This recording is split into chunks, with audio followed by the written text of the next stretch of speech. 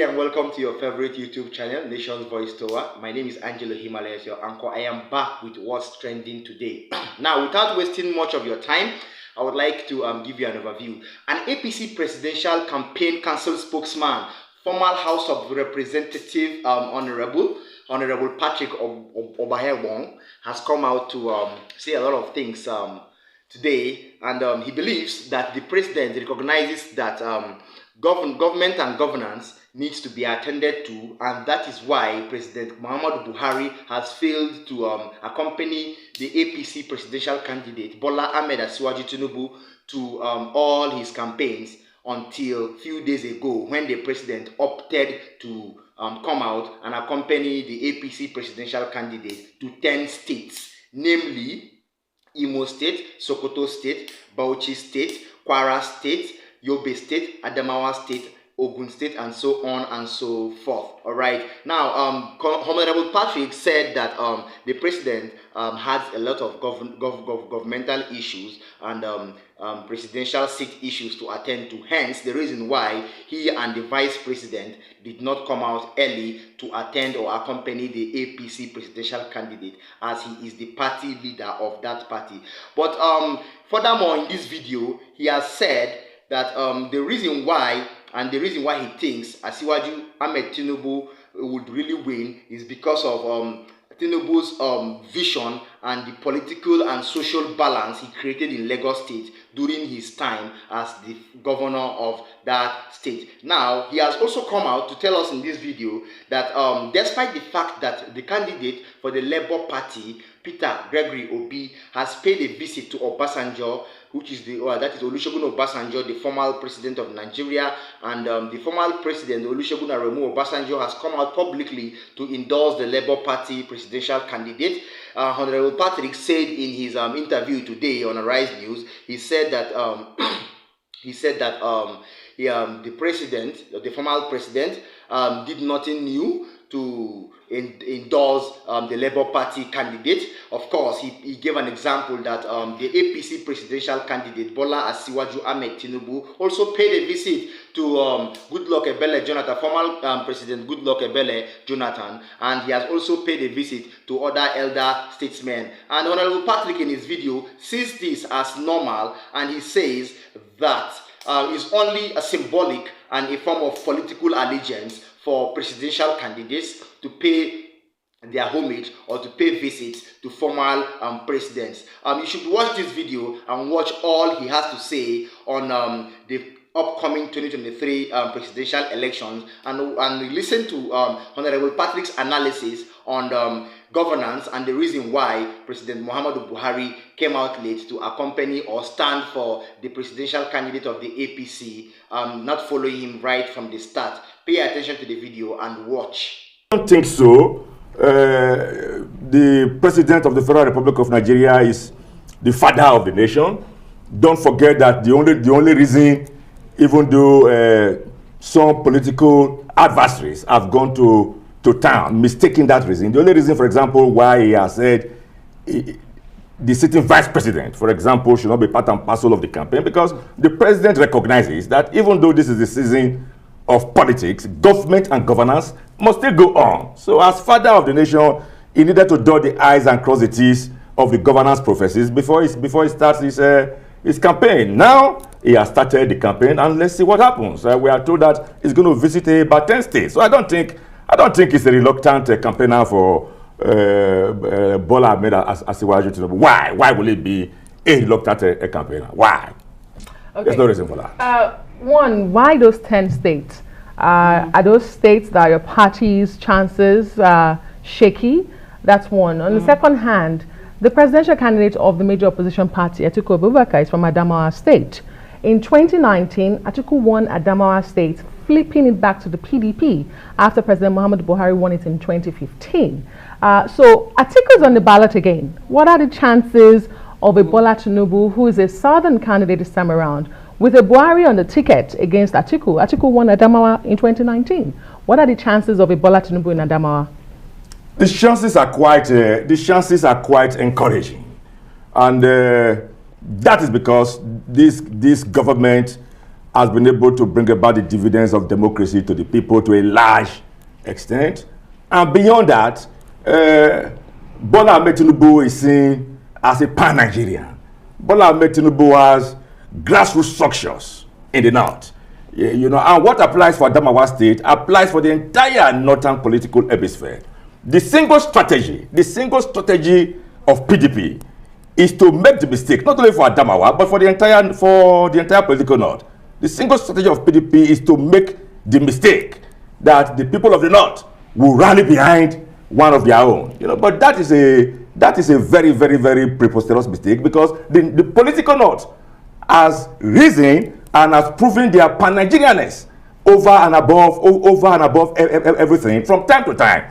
They did that in the case of Chief Moshood Kashimawo Abiola late. It was the northern sitting governors in APC that wrote a letter to the party to say this time, for the purposes of unity in the country, a southerner must become president, and that the north should not aspire to it. So the northerners will rise beyond political astigmatism. They will rise beyond ethnocentric chauvinism. They will rise beyond syphilitic parochialism. They will rise beyond gangrenous parapoism and do what is right. Okay, so why those states? I mean, why is the president opting to go to Adamawa, Yobe, Kwara, Bauchi, Ogun, Sokoto, and Akwa Ibom state, as well as Imo and others? Why? Why those 10 states? No specific reasons. It's not because the chances of the party are shaky in those states. It is that the president has to show a cornucopious presence by attending majority of the states. Like I said, this is a president who sees himself as the father of the nation, and he cannot afford to visit state. He cannot afford to visit state to state, because he still has a work to do. And you can see that the president is finishing strong. He's finishing strong even at the terminus ad quem of his administration. Well, that's quite interesting when you say he's finishing strong at the terminus ad quem of his administration.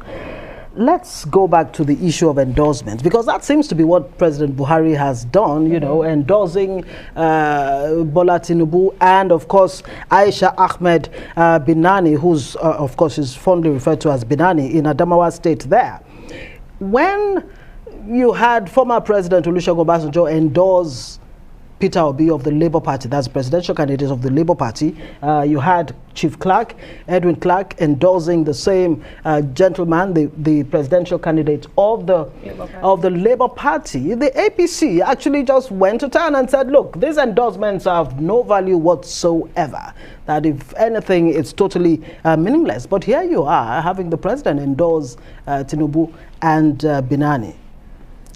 Let me say straight away, right, without any degree of irrepency, that the endorsement of former President Matthew Aremu Okikiolaka Obasanjo drips of logoroic megalomania that verges on messianic monomania as characteristic of him.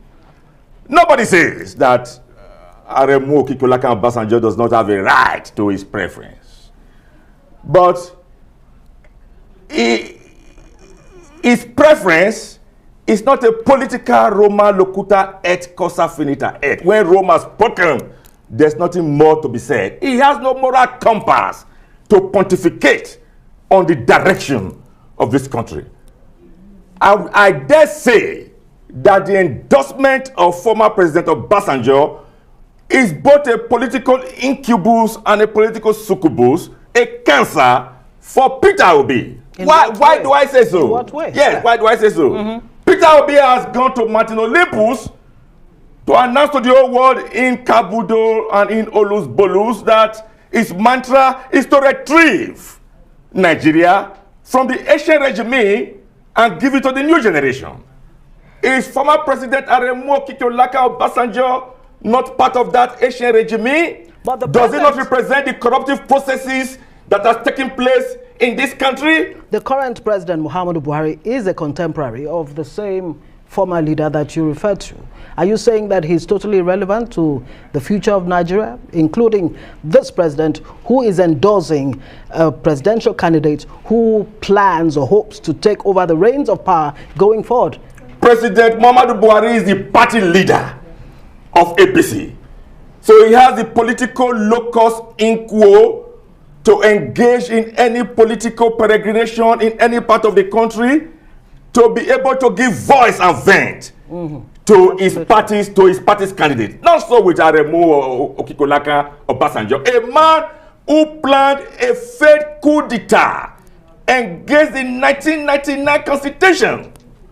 It's interesting because your candidate has visited the hilltop residence of former President Olusegun Obasanjo, which is like a political mecca.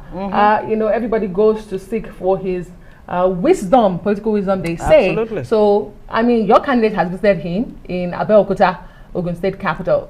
Then was his wisdom worthless? My candidate equally visited former President Goodluck Jonathan. My candidate equally visited IBB. These are former past presidents of the country. So it only becomes symbolical and disrespectful to say to them, this is my mission. To say to them, this is my agenda. It's not necessarily because Asiwaju Bola Ahmed Tinubu needed an endorsement. Let's talk about the agenda of Bola Tinubu. There are about 17 political parties fielding presidential candidates.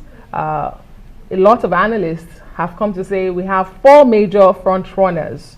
Why should Nigerians vote a Bola Tinubu over 16 others or the 3 others who are the major contenders? The reasons are sancta simplicitas, and they are these.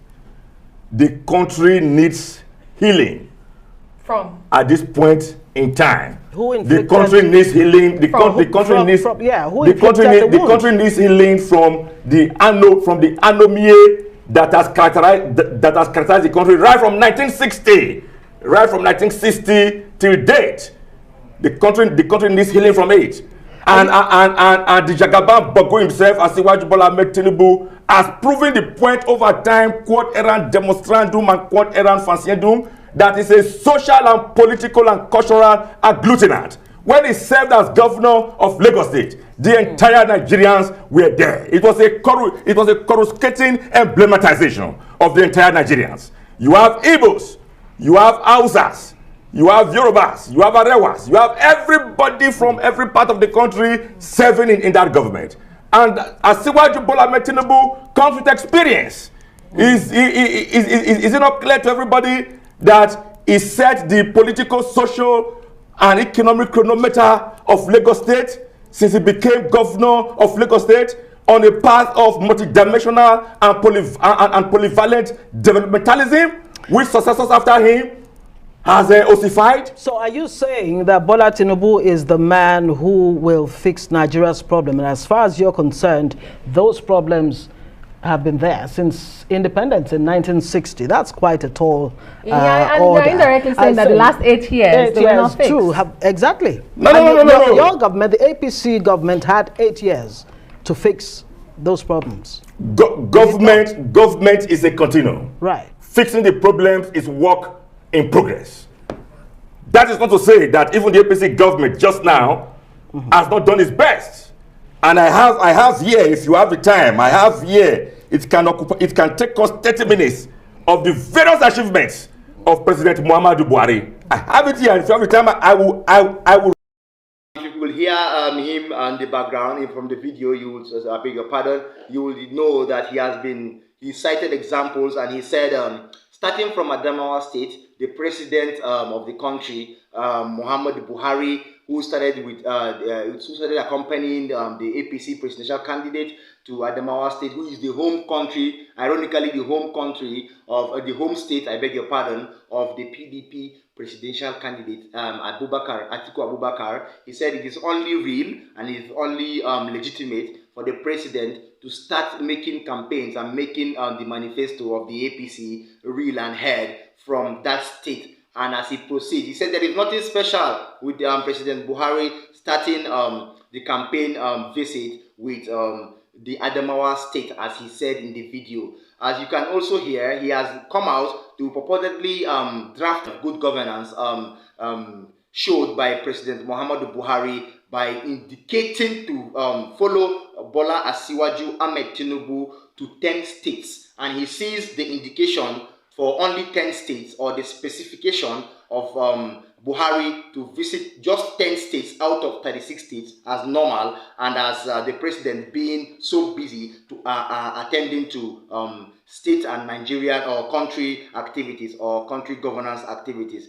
Wow, that video was informative. I hope you paid attention to it. So we look forward to seeing if come the 2023 February 25th presidential elections, if what Honorable Patrick Obahiagbon has said is really what the presidential candidate of the APC, who is his candidate, would actually do for Nigerians. Let's keep our fingers crossed and our head up and see what happens come February 25th presidential election. Yeah, and on the international scene, at least 20 people have lost their lives and many others claim to be injured in a supposed suicide bomb attack outside the Afghanistan Foreign Ministry in Kabul. Now, the attacker was said to have planned to enter the ministry but did not succeed. A spokesman said news emanating from eyewitnesses said not fewer than 9 persons had been wounded outside the building as security forces attended to them. There was no immediate claim of responsibility for the attack, but the blast hit around 4 p.m. local time, which is 11 a.m. Normal time in Nigeria today, and at Kabul. And Kabul's police spokesperson Khalid Zadran has come out to say that officials were on the matter, still investigating. Now, the Taliban-run government has been fighting an insurgency by the Islamic State militants who have over time targeted foreigners at sites such as the Russian and Pakistan embassies, as well as a hotel catering for Chinese businessmen. The explosion, according to Sky News, happened at a busy time of the day in a heavily fortified area, which is surrounded by checkpoints, street houses, and several ministries. This should mark the second prominent attack in Kabul so far this year. Although in an earlier attack, the Islamic State has come out to claim responsibility for the bombing near a checkpoint at the city's military airport that killed and wounded several people. Okay, no official casualty of casualty figures have been released so far, although the Islamic State claimed the attack on a hotel in Kabul in mid-December. That is that from the international scene. From the world of sports, trending today, English Premier League side Chelsea Football Club have completed the signature or the signing of João Felix from Atletico Madrid on a 6-month loan. The 23-year-old Portuguese forward joins the Blues amidst their attacking woes for a reported loan fee of 11 million euros, which is equal to plus or minus 9.7 million pounds from Atletico Madrid. Meanwhile, there has been no official statement from either Atletico Madrid or Chelsea Football Club on whether the loan deal may be extended. But Nation's Voice Tower is meant to understand that the versatile forward has penned a new deal with his club to keep him at the side till 2027 before signing for Chelsea on 6 months loan. João Felix becomes Chelsea's 4th edition of the January transfer window, following the signature of David Datro Fofana from Norwegian side Molde FK, and Andre Santos from Brazilian side Vasco da Gama, and Benoit Badiashile from French Ligue 1 side Monaco AS. Now, the Portuguese international has struggled for form over time this season and racking up 5 goals and 3 assists in 20 games so far, and in 11 starts for the Madrid side. Okay, although a reported disagreement was said with the head coach Diego Simeone, and that was enough reason for João Felix to make the loan move to the bridge. That is that on what is trending today on Nation's Voice Tower. I'll be back tomorrow with more trending news.